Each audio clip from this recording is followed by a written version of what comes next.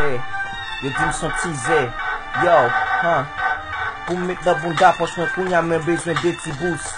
Yeah, pou m kabred lo mwen bezwen de ti sous. Pou m senti bon epi an babwa m bezwen delicious. Se sak fe sou tout dik motherfucking gen de ti kous. Tout nek pense nan freestyle ki jam te pose. Se sak fe kounya m gen boss. E jol m pa bose. Pou yon nek freestyle la bete men fall smart. E depi se freestyle tout la den nou konen men form back. Se sak fe m gen boss epi en plus m gen pat call gat. Nan freestyle nego konen mwen pa bese. De pou a freestyle la vel nan street konen mwen pa bege. Pou mwen ka senti bon nan street an ba boam pase degre.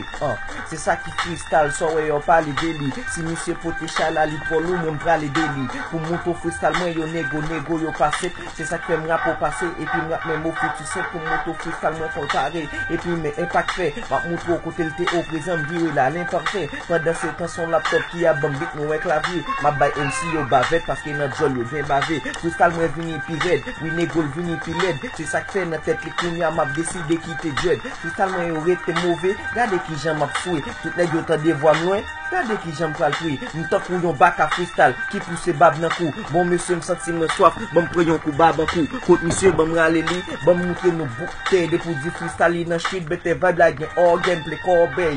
Pour m'pote fake lyrics m'si kapje. Motherfucking freestyle. So bon m'sik senti pete. M'senti m'te prêt. Men l'em gade men bien prépare la caille. M'a monto côté bete vibe nan street. Nego m'm pas drapier avec cap street plan.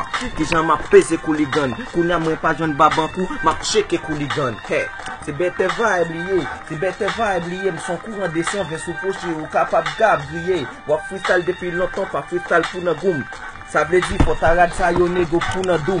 Kounya m'a monté tout ça m'a fait pas de la caille. M'a fait des bails sous nan freestyle, pas de m'padaille, ça son big old school, nego black robe. So bon MC nan street ka propose Dexter, kap marché à robe. Et puis nan kou yo y'a meton bulletin, t'es un motherfucking freestyle, les bête vibe qui gagne street zé.